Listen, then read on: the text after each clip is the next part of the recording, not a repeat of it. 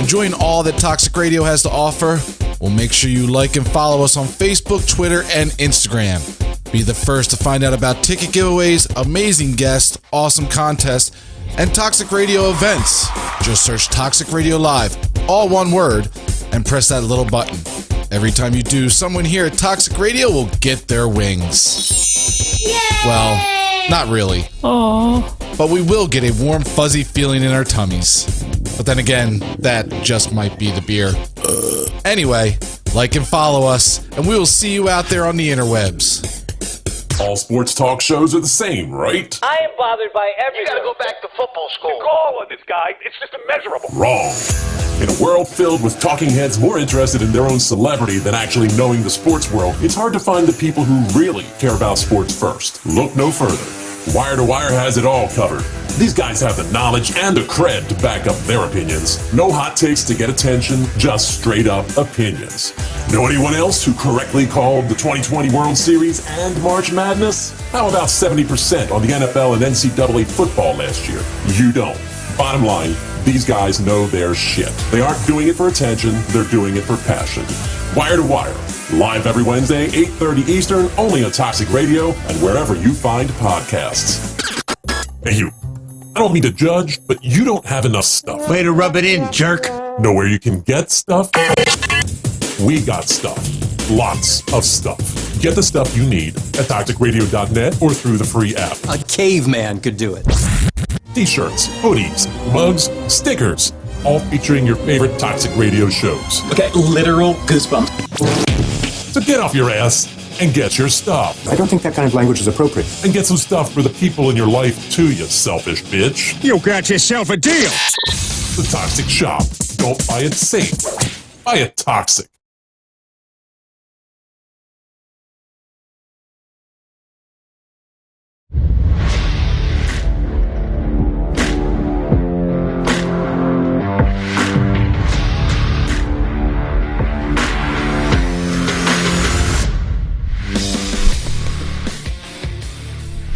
Hungry for Hope Nation, we are live from Toxic Studio. Today we got an awesome show. I'm going to be joined by the great, I love this guy, Dr. Rob Bell. He hosts his own podcast, which I'm a huge fan of. I don't listen to too many, but he has 15 minutes of mental toughness. He's going to be telling us all about that, and he's going to be telling us about a lot of stuff. He's a mental health coach for I think three different PGA winners, Olympians, Notre Dame University. The list goes on. He tells his story best, so we're going to bring him on right now. Rob Bell, welcome to the show. Donnie, my man. Buddy, man. You have too much to name all your stuff. Tragedy into triumph. Tragedy into triumph, man. I love your story and helping so many people, bud. It's awesome, man. Yeah, man. That is like my motto, tragedy and triumph. Seeing everything you do, it's just like it's so on page with exactly what I believe in and what I like. Especially your show, 15 Minutes of Mental Toughness. It's just pretty cool stuff. I love the guests you get and everything. It's uplifting. Well, you're gonna come on it, right? Yeah, absolutely, man. Okay, good, man. Good. You'll be a guest. It'll be awesome. Because you got a great Hinge moment, man, to share, and help people. Yeah, and that's what. So tell us what we got. The Hinge moment. That's your whole thing. I guess almost your goal in life. You try to get people to find that. What is a Hinge moment? I know that's like what you do. Yeah, man. And that's where I look at it's like the importance of mental toughness, right? It's always like, well, yeah, you got to be mentally tough, and mental toughness is good, but like, what's the importance of it, right? And so I always look at it. It's these hinge moments that we're going to have in our life. So every door has a hinge, and a door without a hinge is a wall. It just doesn't work. You ever hear about doors opening and closing in life? Man, that's because of like the hinge, right? Like a rusty door. It's not the door that's rusty, it's the hinge that gets rusty. So the hinge in our lives, mate, it's that one person, one moment, or one decision that's going to make all the difference in our lives, right? It connects who we are with who we're going to become. We just don't know when that's coming. And the tragedies that happen in our life, they're immediate hinges, right? Because from that moment on, everything's different. But the importance of mental toughness, man, it's that no matter how bad our situation is or how bleak an outcome looks, it only takes one. History shows us that. Our lives show us that. It only takes one. And that's what we're getting ready for. And then I'm a big believer, man, in preparation. So a lot of times we don't know when these moments are coming, but when your moment hits, it's too late to prepare. Like, you got to be ready for those moments. And yeah, man, that's what I'm all about in life, bro. Now do people usually, because I always say sometimes our blessings and the thing that we've been looking for, like say if you're people pray for something, like they're looking for something, it don't usually come wrapped up as what we're praying for. You know, if I'm looking for that new job or whatever in life, it's not going to come as that new job. Sometimes it comes as some tragedy or something that we don't, at the time, we might not understand. You see that a lot, like sometimes these hinge moments, you don't even know they're there, do you? Yeah. The part that I find to be interesting, Donnie, it's like our worst moment ends up becoming our best moment. That's my And motto, like, man. I say it almost every week on the show. right. And So I mean, yeah, it's, we don't know the significance of a moment in the actual moment. Only time and perspective can give us that, that significance. And yeah, it's I've just seen it so often, man, how it only takes one. That's what we're getting ready for. I love it. now your background, you have all this stuff. Tell us like where it started. I know you're a Temple graduate too. Oh yeah. Yeah. Tell us Philly, man, the you bet. beginning before you got into all this stuff you're doing now. Man, I got into the field because sports was my entire life, and I went to school for baseball. A little D2 school in West Virginia, and What school was it again? does that tell? That was Shepherd University. I'm a Yeah. D2 athlete. Ohio Dominican University in Ohio football. Oh, sweet, man, dude, you stud, man. Always the grinders, bro. And yeah, when I got there, man, I mean, I was excelling and partying, and I get to school, and I can have partying in baseball, no accountability, man. So what could possibly go wrong? And this was a hinge moment in my life in West Virginia, man. A lot of hills as there is in Ohio, and it's like for some reason we're partying near this bridge, and this bridge was a cliff. I ended up walking off a 80-foot cliff, hit once, and then was laying at the bottom of this crevasse, man, and should have died, but my fractured my back, big gaping head wound, fractured my arm, but I was alive and conscious during the whole thing. And I kind of talk about that story because boom, hinge moment, baseball was over. That was it. And I wasn't good enough there or knew like how to come back. My 84 mile an hour fastball, that's what I thought was going to get me there. But in that moment, then, man, I probably wouldn't have taken that psychology class. And that was it, rehabbing and going through that pain period. And there was still more pain ahead that I didn't know of, but, self-inflicted. But if I didn't take that psychology class, man, I wouldn't have known about the field, and I wouldn't have taken that class had I not had, fallen off that cliff, man. And it was then that I got introduced to it, and it was just tattooed in my soul, man. This is what I want to do with my life, is help athletes, coaches, and teams build mental toughness, and perform your best when it matters the most, and help them handle, and cope with the adversities, the setbacks, and the struggle in life. And that was always, I felt that was the biggest blessing, man, because it was always there. It never left. And, any mental game stuff from there on out, I was just so dialed into and attracted to. And I think that's, sometimes we got to wait till our pain introduces our gift. If we stay with the pain long enough, it'll introduce the gift. And that was the gift. Now, how this fall, I was actually talking to Janine Kirby. She's awesome. She comes on our show all the time. Nice. She was a traumatic brain injury survivor, and she worked with Mind Your Brain Foundation. I'm actually going to be on their show next week. They're based with Penn University. They're connected with them. They help a lot of athletes with head injuries and stuff, and the CT and everything. She was just curious. She was looking up your story. Did you hit your head at all? Oh yeah. You fell 80. Yeah, big gaping head wound. I remember kind of, my right arm was completely broke. I kind of reached up with my left. Blood was gushing out of that sucker, man. So it got scary. But my cognitive function at least was still there.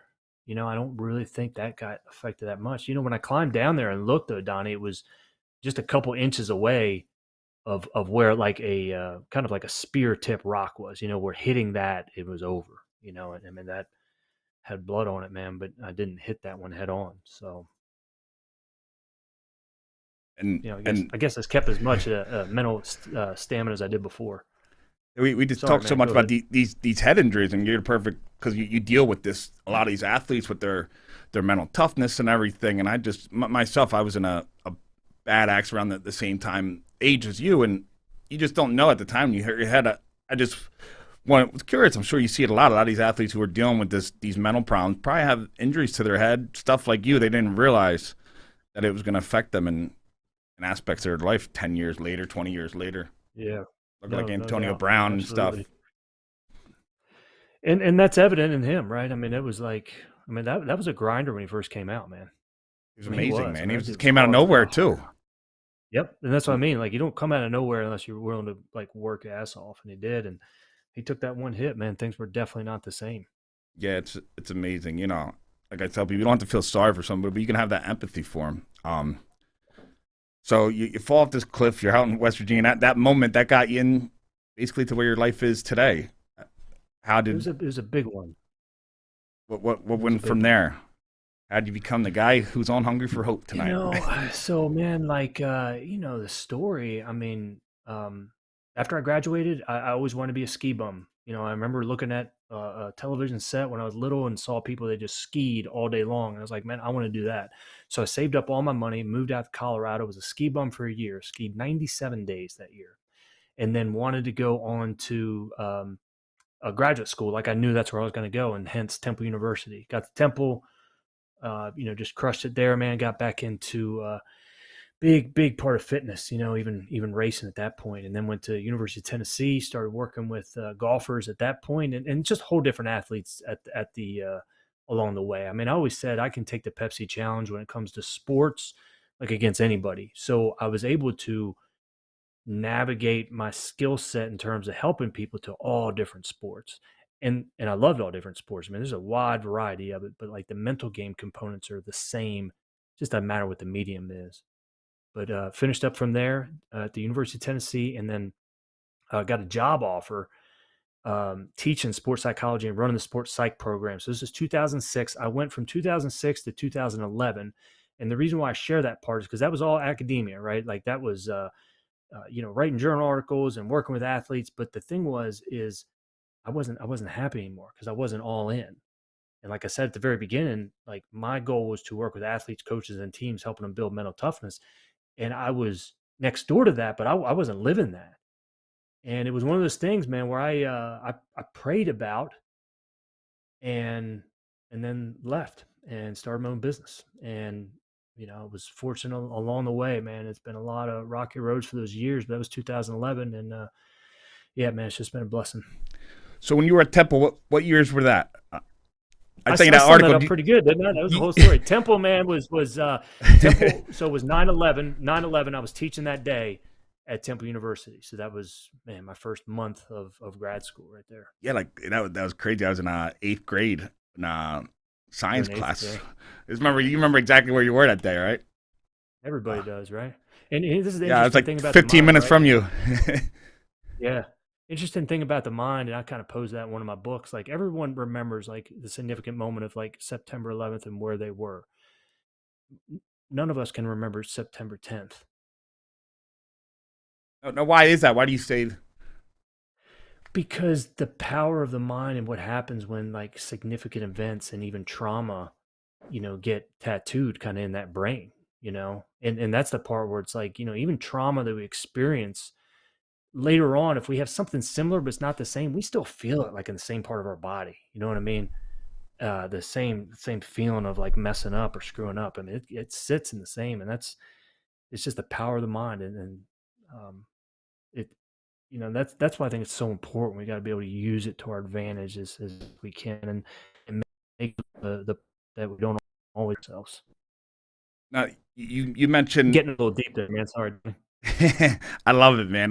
When you mention these moments, that they sit in our mind, stuff like 9/11, but also like when you had tragedy, say, something horrible happened, or even like if somebody just treats you bad, people have like a girlfriend or boyfriend who just says something, breaks up to them, or if they're in an abusive relationship, or they're some kind of victim, all that stuff that sticks in our mind, and that can really hurt your mental health and lead to stuff like addiction and stuff. I'm sure you see a lot of that. These moments can really mess up people's life if they're not taken care of. That'd be correct?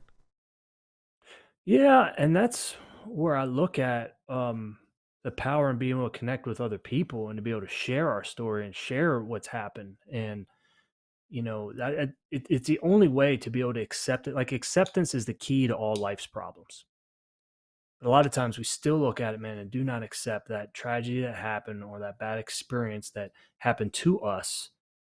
And as painful as that is, who are the ones that keep, paying the price for it unless we connect with other people and get that stuff out, man. And that's where it's, everyone is struggling with something that we don't know about. I believe that. I also believe that we all have a sign around our neck basically saying, make me feel special.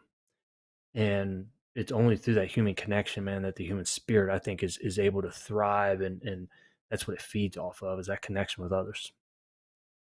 Yeah, I feel like it's a heavy burden carrying that stuff when we don't find out, how to deal with these traumas and everything. And I'm sure you deal with that just so much. And you deal with a lot of the athletes that like the PGA, the golfers, stuff like that. How does that affect their game? Like, that's a big mental game, golf. I notice you do so much with golf, and you caddied over 20 events.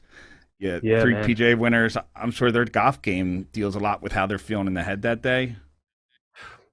There's no more mental sport than with golf, because you can't hustle your way out of it.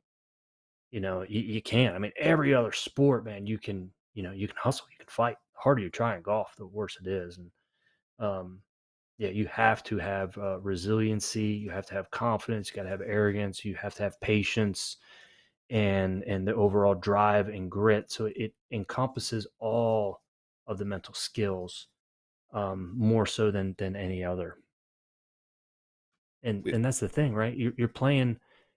The only way to look at that sport is to look at it kind of as just such a silly game, because you're trying to hit a ball, small ball, inside a cup 4 inches that is hundreds of yards down there, and perfection is impossible and you can't get it. But yeah, it's the most mental sport there is, man. We had a viewer ask, they said you went to Temple. They said, have you ever been to Kensington? Kensington? Not my question. Like where?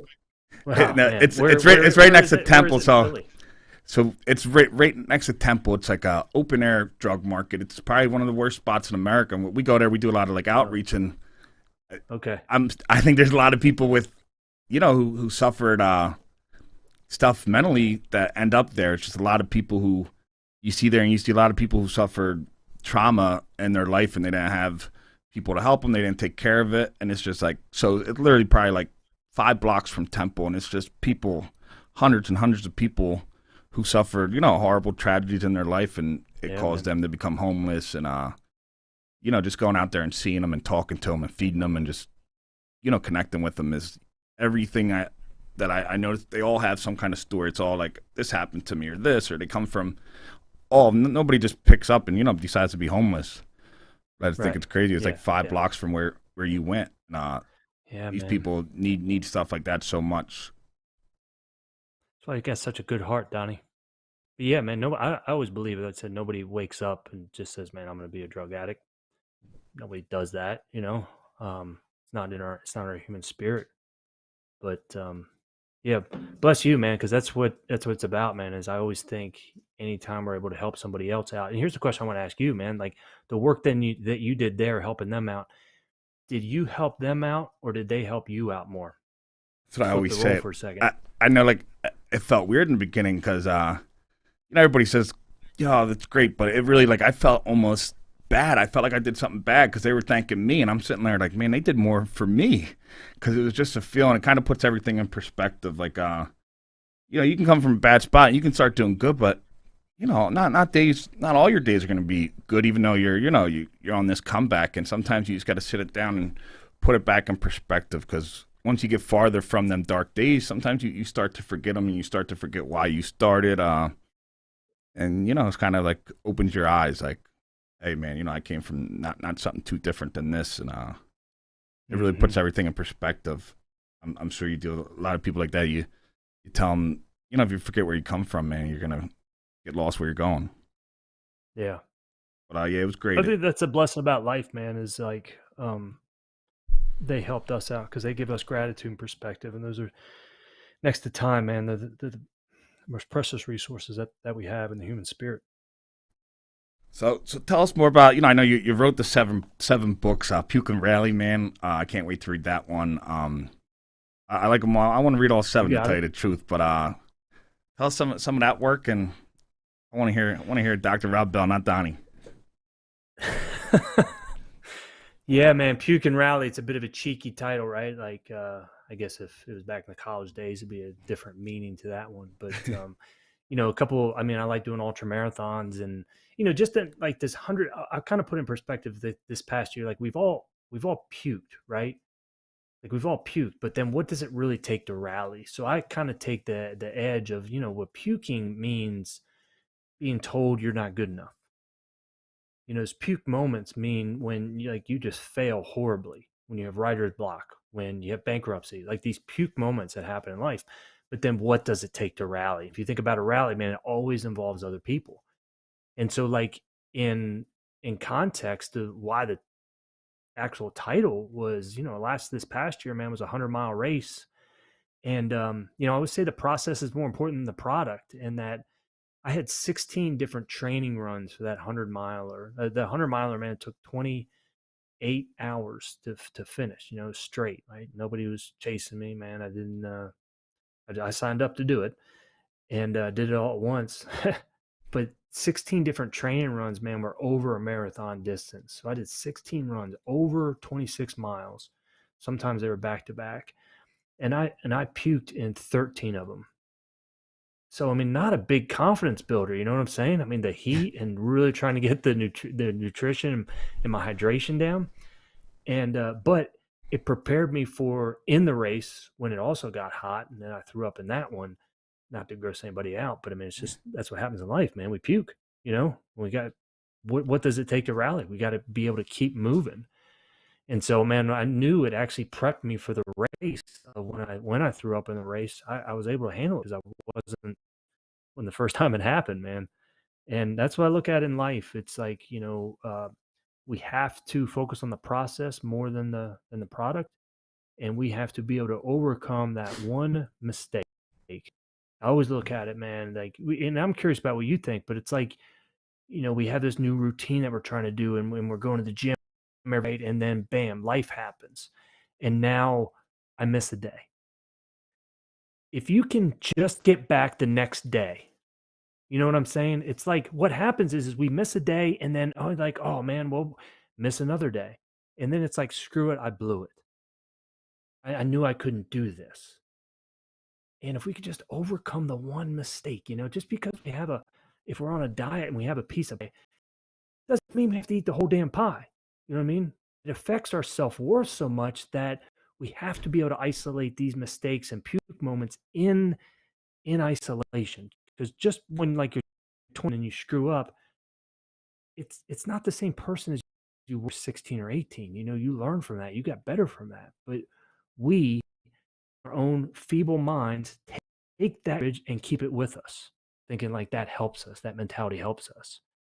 And that's what always looks like. We've got to overcome just that one mistake. You overcome that one mistake, it's a lapse, man. It's not a relapse, right? And that's where it's not about the setback that happens in life. It's always about the comeback. Comeback. Yeah, I was gonna say that, man. I see you talk about that so much. It's all over your pages and stuff, and I love that. But you mentioned them little, we just do something that seems so little, but even something like missing the gym, I'm not gonna go today, or especially when you're trying to get your life back on, like them little things that they are what leads to the big things. And I think it goes the same way when you're trying to start at the bottom. We have Olympian coach Tony Hoffman, BMX biker, amazing guy. He was one of our guests, and he was locked up, and he said he wanted to be an Olympic biker, but he was locked up. He was drug addicted, homeless, hadn't biked in forever. He's doing 4 years, so he's like, I don't know how to get to Olympian, but I'm just going to do the little things. I'm going to brush my teeth great today. I'm going to make my bed. I'm just going to do everything like an Olympian. And he just did that every day. Woke up, locked up in California, and he just acted like an Olympian would, like did everything great. And years later, he was in the Olympics. It's awesome. And it's awesome. And I look at the power of that stuff, man. And like, we're driven by our vision, which he obviously had. know where he could be, or we're driven by that fear. And I just think too often, man, if we get driven by that fear, it keeps us afraid, keeps us stuck. Yeah, I'm sure even you getting to the point where you went through some crazy trauma, like the falling from the cliff, 80 feet. That's just something amazing. I'm sure you had a lot of failures to get to where you at that built who you are today and why you do what you do. What kind of failures do you feel like led you to becoming the Dr. Rob Bell we see doing 15 minutes of mental toughness, puke and rally? You know, how did you become that guy? Because I know some of them events shaped it. Man, I got into the mental state of where, the mistakes that happen in life, I think there's a process we have to go through them. I think we got to look at them really, it's kind of like with a dead body, we fail hard. The dead body, we autopsy the body. We find out what the cause of death was. And then once we find out the cause of death, we bury that body. And what we don't do is we don't keep digging the body up. You know what I'm saying? Like, we keep digging that body up to see what the cause of death was when we already knew what it was. And then we bury the body. We move on. We let it go. It's like when we let it go, it lets go of us. And that's where I think we've got to get in that mental state. So it's like I'm not avoiding it because I've made all the mistakes I think that you have to make. Make mistakes financially, trusting the wrong people, not believing in the right people, not keeping a relationship open when it should be,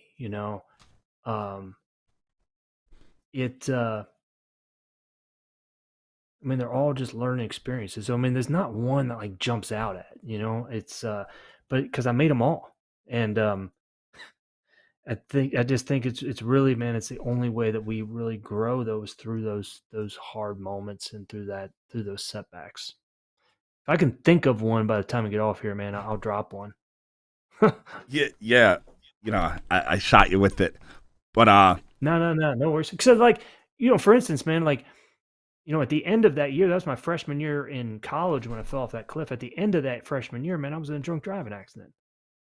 I didn't get my shit together then because now I was in a lot of pain, man. Now I had to drink, and in a single car drunk driving accident, that'll get you straight as well. So, man, it's been so in this February, man, it'll be 7 years sober, and I look at that as probably like one of the greatest triumphs, and mostly just because my kids won't see it. My kids have never seen it, and life is just easier that way.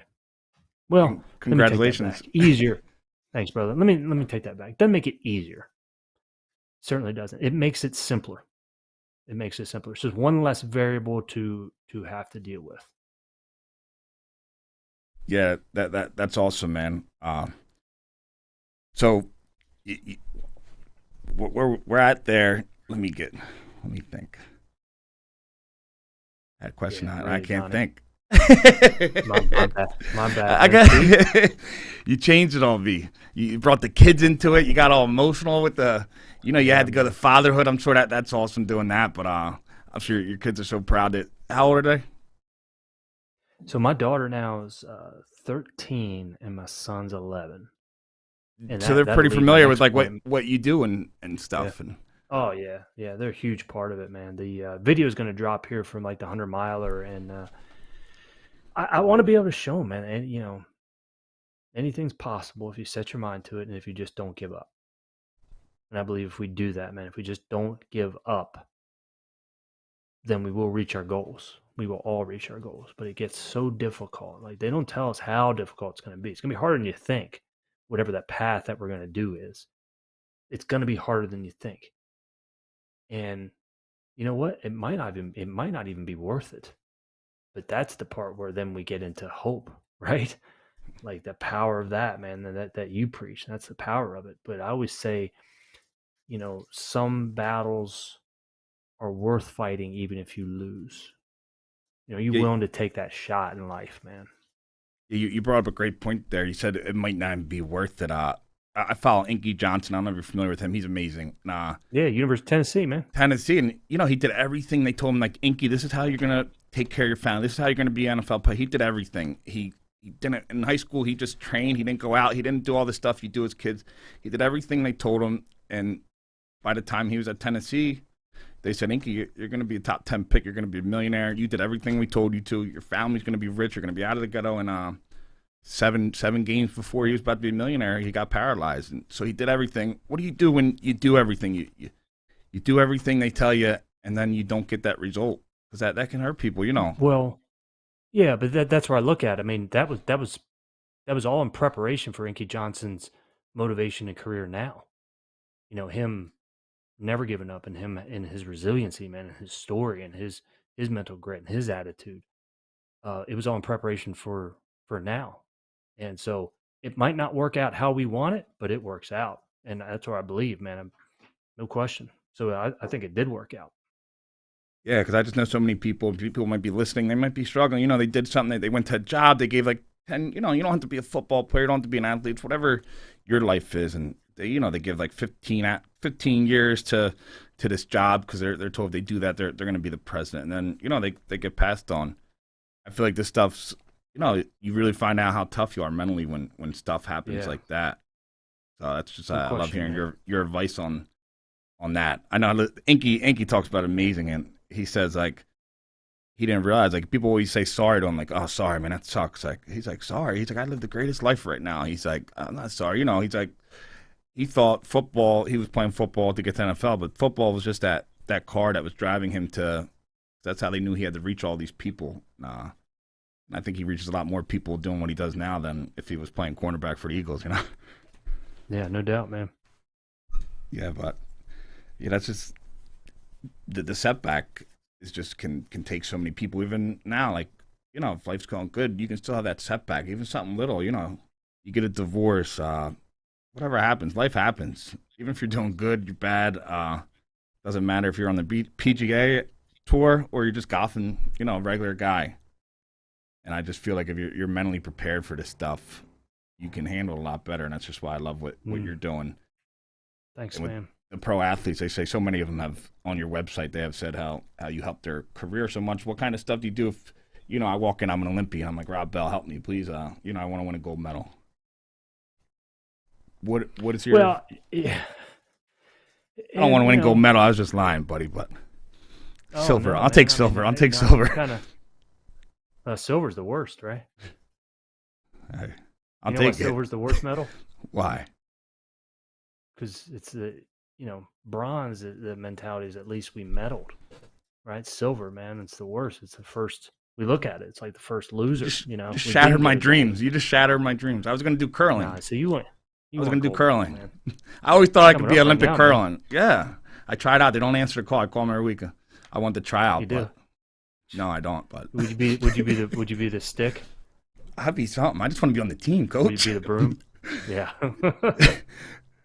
No, but it's good, man. I just always thought that sport was funny. But you deal with a lot of these Olympians and stuff, and I'm sure, their mental toughness is what can drive them to greatness, to these medals. And so I just wanted to know more about that. Those mental skills, whether you're an Olympian, that's where I say, like, everyone's an athlete. Our office is just different. It doesn't matter, like, if you're trying to be an Olympian or be the best cook that we can, man, or detail cars or whatever it is. It's knowing that we're willing to do whatever it takes, and it takes confidence and belief in what we're trying to do, and it takes focus, and it takes letting go of mistakes and being able to move on. So I look at those, like motivation, confidence, focus, and our ability to refocus as the skills. It just matters what our office looks like. Our office is just different. Somebody listened, they asked a question. They said, hey, Doc, I'm not sure if you mentioned it, but what are some ways you can train your mind for mental health, to say? So I think there's a lot of good resources that are out there. And the reason why I say that is because not everybody kind of jives with, with my recipe for it. And my recipe for it is, well, number one, like what we talked about, right? It's do the small things. It's start, making the bed. So it's like, getting, depending on where we're at, you know what I mean? But it's like, I'm about doing hard things and getting yourself where you're pushing yourself and you get your voice kind of talking to you.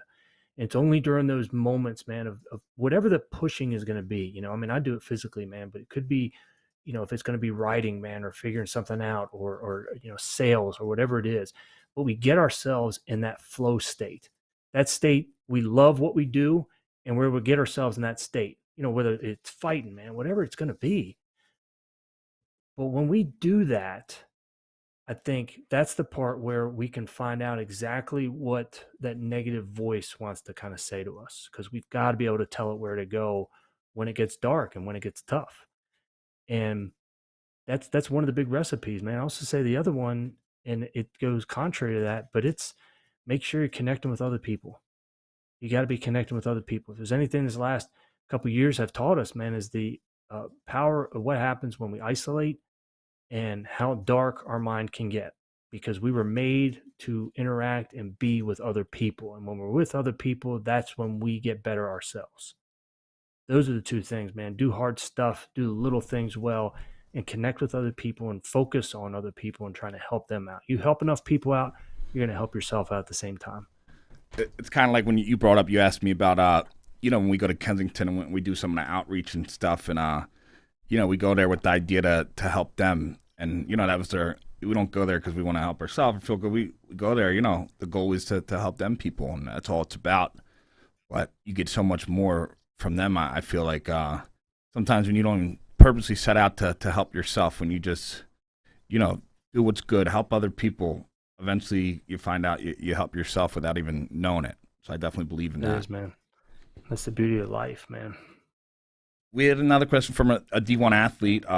She played at Drexel lacrosse. She said, very nice. Dragons.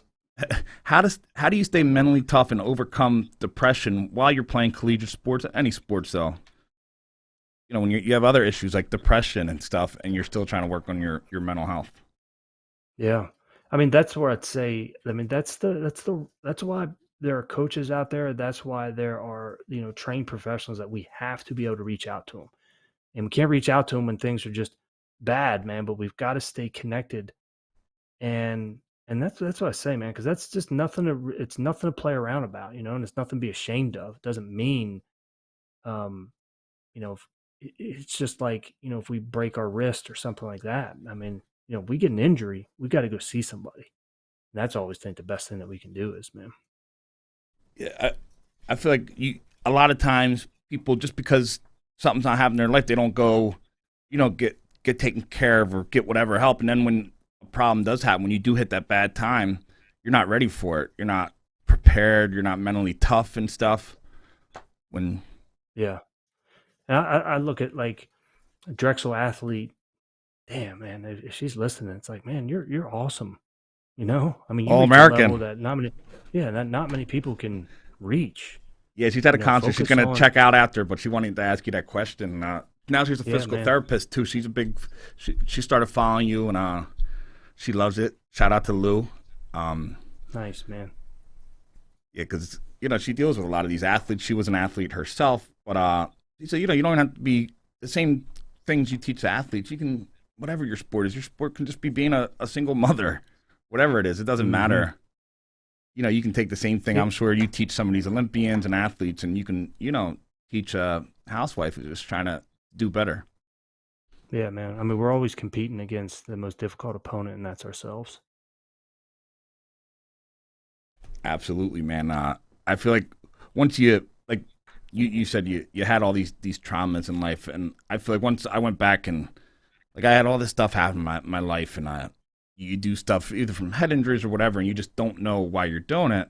And I feel like when you finally go and face that stuff you might have been hiding, that stuff you put in the closet, the stuff you're embarrassed or shamed, you face it and you realize, yeah, I did this. I feel like mentally in your head, you can it opens so many doors going forward. Like they're just burdens holding you back. For me at least. No, it is, man. Yeah. See, I don't think we were meant to coach ourselves either. That's where I think we were meant to allow others to coach us through that process, man. It's big. Do you now you're, you got the 7 books and all this, and you say you feel people coach us. Does Dr. Rob Bell, Do you still get help? Do you still have people who, Oh, keep yeah, you man. focused? Yeah. I've got a network of people, but I've got a coach I hire. Absolutely. I mean, usually have two coaches at one time. Right now, it's just one. But yeah, I've always got people coaching me. Yeah, I'm sure you had a lot of people who helped you along the way, got you prepared. What are some of the resources or even people who helped you become the person today? Man, it was always stay, and if ever I'm speaking like to audience as well, is we all remember that coach. We always remember our favorite coach, and it was mine, man. That were real blessing. The lessons that they imparted early on always stayed with me, and it was all of those coaches, man, that always made that difference. And then getting to college, man, then it turned into professor, and then from there, then next mentor was an actual mentor, and man, there's just so many along the way, but we always get back to that favorite coach, don't you? Yeah, absolutely. Who was your favorite coach, man? What's one thing he taught you?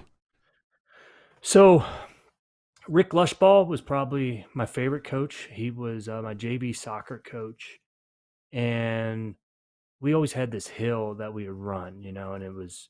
I mean, especially when preseason started, beginning of August, the whole month of August, man, was always hot. And again, I grew up in Maryland, so we're right below you. I mean, you know how hot it was, man. And We ran Victory Hill. We did the same thing. It was called Victory Hill at my high school. It is, man. And he said, man, why do we have to run this hill, man? And he said, remember him saying, like, you don't have to run the hill. You get to run the hill. Oh, okay. Thanks, coach.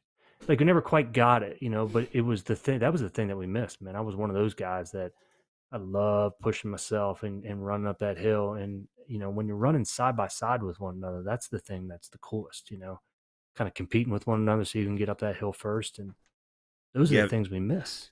I agree 100%. Like, I know when I played football, and I was big, but I wanted to go into practice and I wanted to beat our running backs and up that hill. That was my goal. I was going to beat our running backs, our All-American track star running backs, and I would. And I just never understood. I'm like, they're so much quicker than me. How am I beating them? But it was just like, that's when you realize the mental toughness. Like, I just kept on going. They're like, oh, it's just practice. What are you doing practice? That's where the champions are made. And I used to strive, like running up them hills.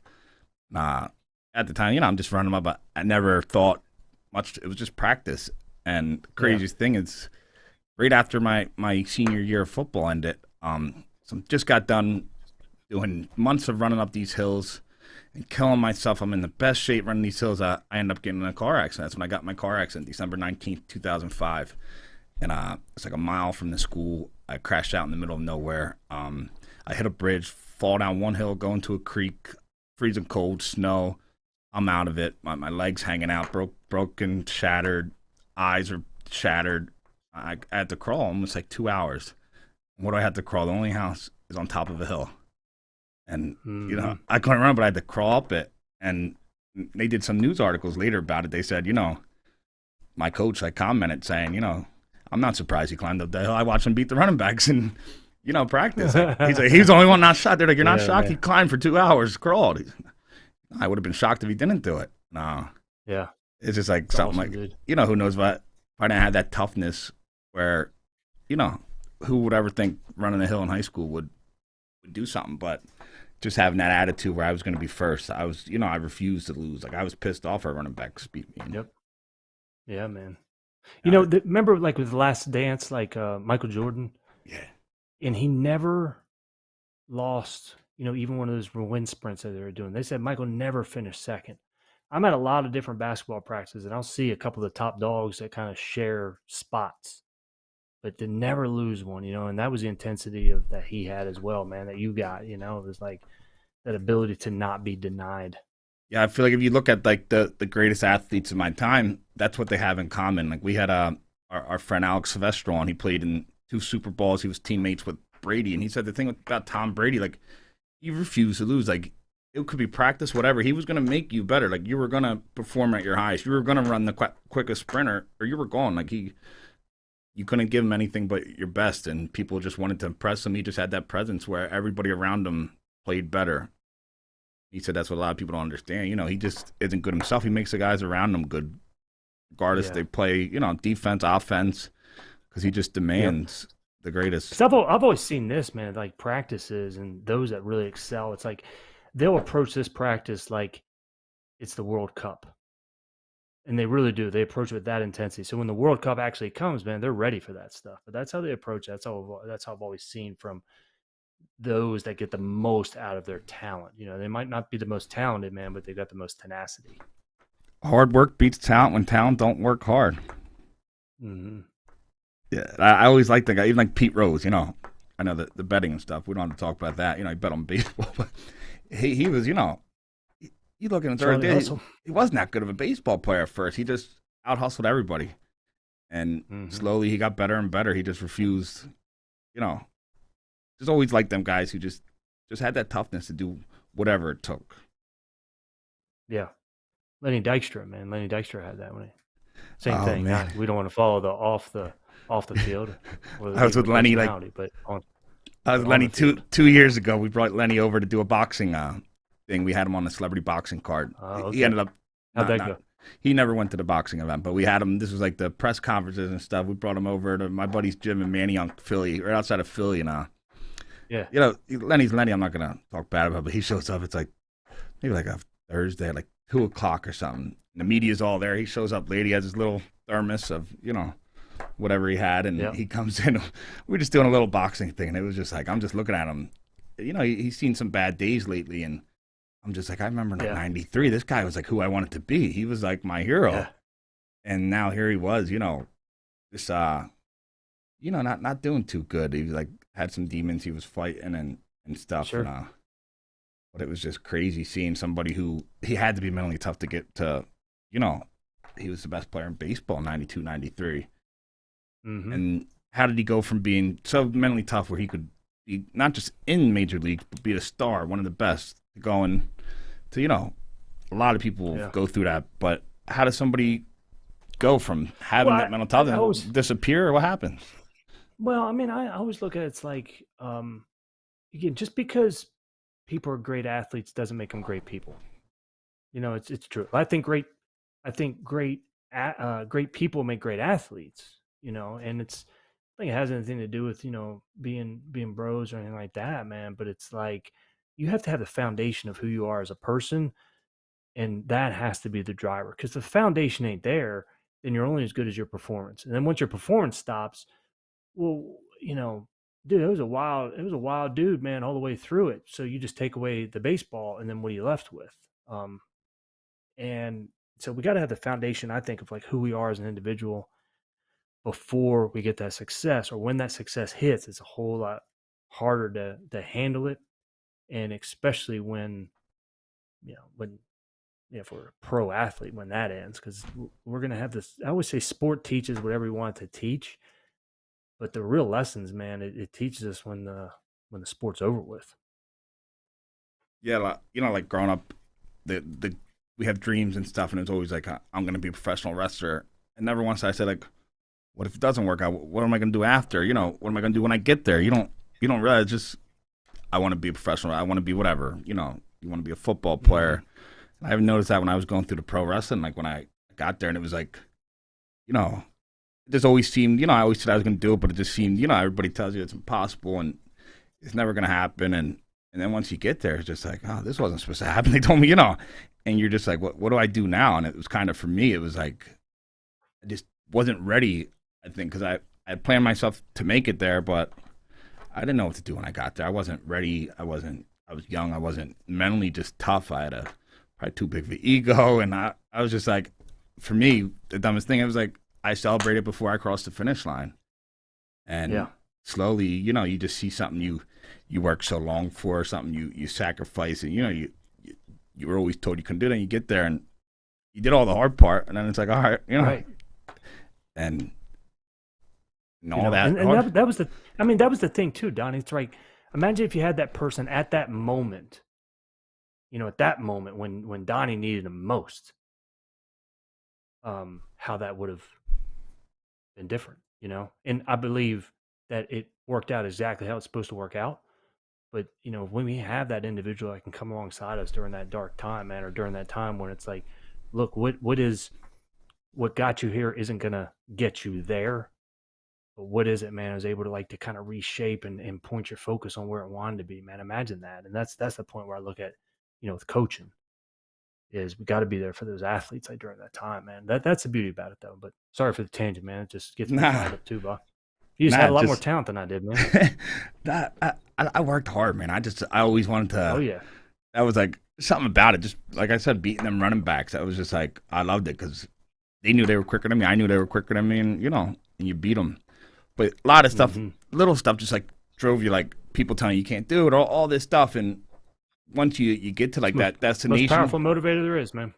Even I feel like sometimes maybe I was doing stuff wrong because once I got there, I was like, all right, what else, I'm about here, and I just some of the motivations just changed for me, and slowly you watch stuff go away. So when you do get to somewhere, you have that goal and you get there, how do you stay there? What would you say mentally? What can somebody do to prepare themselves to not just make it to the destination, but to excel at it, to stay? If it's the job, right. If they want to be a good husband, they want to be a good father, whatever their thing is. So that a couple facets to it. One, we put a limit on how good it is that we want to be. So people say it all the time, man, make it to the PGA Tour, make it to the major leagues, and they make it. And then it's like, okay, well, now what? And not necessarily now what, what am I going to do? But kind of you got to reshape that goal because your why right now is not the same why you had 2 years ago. It's not, it's changed. And one way or another, it's changed. So we've got to exactly know why that why is. And then we have to set that target 5 feet in front of our face. And yeah, you got to have a vision, you got to know where it is that you want to go, but you have to be able to get back, I think, to that focus on what's important right now. What do I need to be doing? And back to our original point, right, man? It's it's doing this as best I can and doing those small things as best I can. And I've got so many quotes from Hall of Famers that they all said the same thing, man. Never did I ever think I was going to make it here, right? Herschel Walker was like, man, I just wanted to make it to Atlanta. And he's an awesome person. Oh, dude. And it's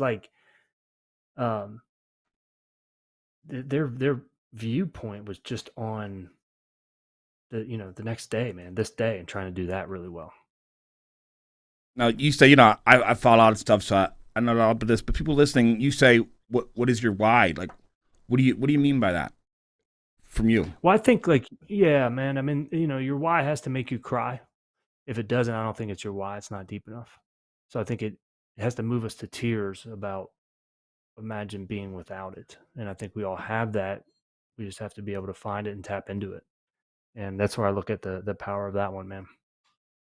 Yeah, that's another thing Inky Johnson says a lot. He's like, if it doesn't drop your knees, doesn't make you cry, you got to find a new why, because it's just not strong enough. And even when people are going through bad stuff, and I'm sometimes we don't do it for us at the time. We're just for whatever reason, life might beat somebody up, and they just might be down, and they just got to find something else. You ever notice that? Do people maybe latch to do it for their kids or something? You're a father, or do it for like me, my brother passed away, or do it for a relative, whatever. Can that be healthy for people too? Say if they're just at that time, they're just not prepared to do it for themselves, but they want to do it for somebody else. Yeah, man. I'm kind of pausing on that one because I don't ever really think it's I'm an all or nothing guy, right? That's where it can always get me in trouble, Donnie. It's so being an all or nothing guy, man, I'd be able to look at, that's I think it's definitely one of those things that can get us started and can drive us and can help us and propel it, because a lot of times we'll be still drawing strength off that person or those people.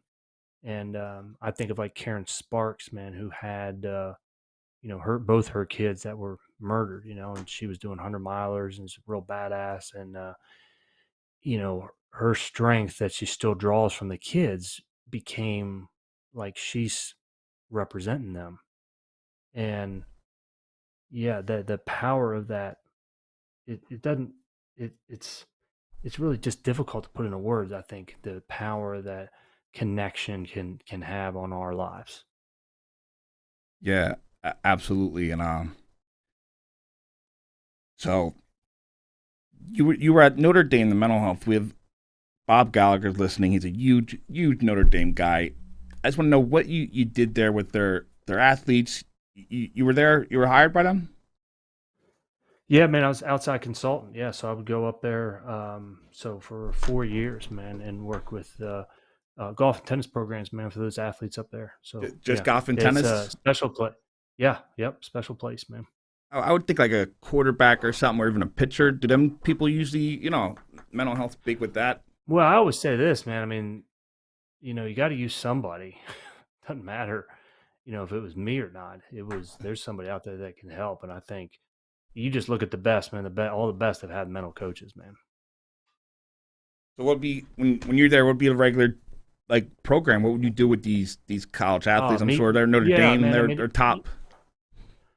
Yeah, absolutely. But same pressures and stress and trying to excel as others, man. And it's a deep network there, man. It's a really, really great place to be. It's fantastic. There's a special place about it. And it's like my kids, hear me always talking about Tennessee football. And we're playing Rocky Top growing up, and then their very first football game was Notre Dame Stadium. So some people's bucket list stuff, that was their first game. But it would always be workshops with the athletes, and then meeting the athletes one-on-one, man, and connecting with them on individuals and who they want to be, and how being a good person and knowing your values and what it is that you want can drive you towards helping you in your sport. Yeah, and them athletes, you're an athlete. You're a D2. I was D2, but when you get to a place like Notre Dame, then people got there because they have been amazing in life. They have just something different about them. You just don't end up at Notre Dame on accident. And yeah, it's like no, definitely very, very intelligent, overachievers, no doubt, man. Did you notice did they have anything different than, say, just the normal person, these athletes? Was there any one thing you noticed like all these people kind of shared that made them just strive for a little more? I mean, I'd say we all put our pants on, man, one leg at a time, I don't wear pants half the time. I'm not even wearing them right now, to tell you the truth, Doc. So I guess that'd be the difference, man, is they probably wore pants. That was it. It's it was just the goals. I just think they were clear on the goals, man. Clear on their goals.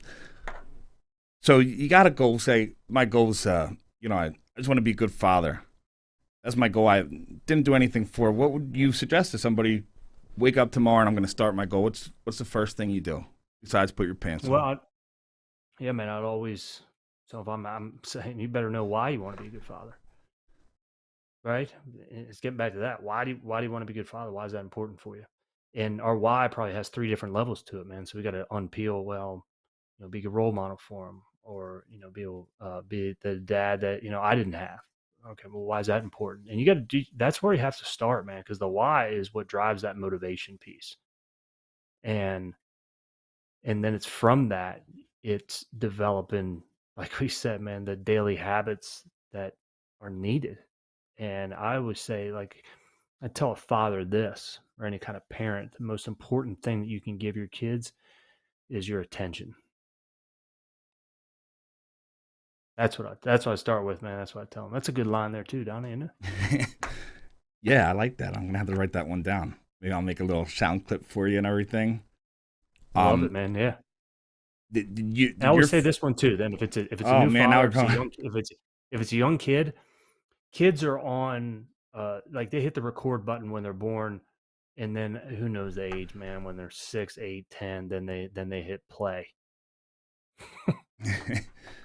So yeah, you have all these great quotes and all this stuff now, but I'm sure when you were back, when you were back at West Virginia partying, not, thinking too much about the future, is there anything now, like the one thing if you could take back that now, that Dr. Rob Bell knows now that he didn't know, back then, what would it be? Man, I would have worked harder, I would have worked harder. It would have been a whole lot better than what I was, because I just thought my talent was going to get me by. And it didn't, and I didn't know how hard you had to work. And what would have led to that was probably just not wanting to party, not partying as much, not wanting to have a good time. So I gotta ask That you was the a, next. that was a big demon, man. That was a big Partying? demon because even yeah, I mean, if we look at like even look at Lenny Dykstra, right? It's like the better you get, the more important mental toughness is off the field than it is on the field. Absolutely. And you notice that a lot when people do, when they reach their goal and they start to get success. I've seen it. I feel like that separates a lot of people.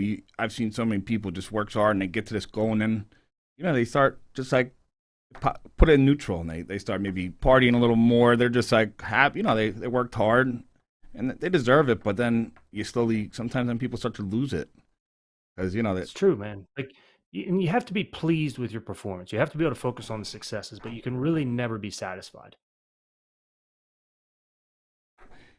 So I got to ask you the next question. A question we ask all of our guests, man. What does hope mean to you, Doc? So I think it's a great question, Donnie. I think hope isn't really hope until it's all you've got.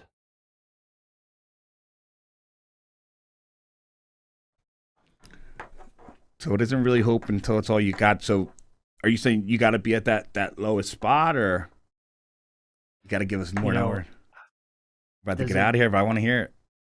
Does it really mean we have to be at our lowest spot? I don't think so, man. I just think we have to go out to the edges of what we think is possible or not possible. And when we get stripped away of everything, man, and that's all we're left with, then we really get to touch and feel and experience the power of hope and watching it manifest itself, watching it come to be, and watching, God at work, these spiritual forces, the universe at work. Hope isn't really hope until it's all you got. Awesome stuff. It's been awesome to have you. Before we get you out of here, anything you wanna leave anybody with? Any parting? Mike's yours. I'll basically say this, man. They don't boo nobodies. They don't boo nobodies. If they're talking about you, good or bad, you're doing something, right? It's the people that they don't talk about. So whenever people get criticized, they're doing something. So you want to be out there, and everybody's not going to like what it is that you're going to be doing. But if they're criticizing you, you're doing something right. Awesome stuff, How's that man. mic drop? Yeah, it was great, man. I loved everything you brought, man. For anybody listening, they want to hear more of you. They got to check out 15 Minutes of Mental Toughness. And where else can they follow you? I know you're on Instagram website. at Dr. Rob Bell, drrobbell.com. DRROBBELL.com. I'll share all that stuff. I just want to thank you so much, man. Thank you, buddy. Have a great night. I'll talk to you later. My man. Can't wait to get it on the show, man. All right, see you, brother. Hungry for Hope Nation, thank you for joining us. We're out of here.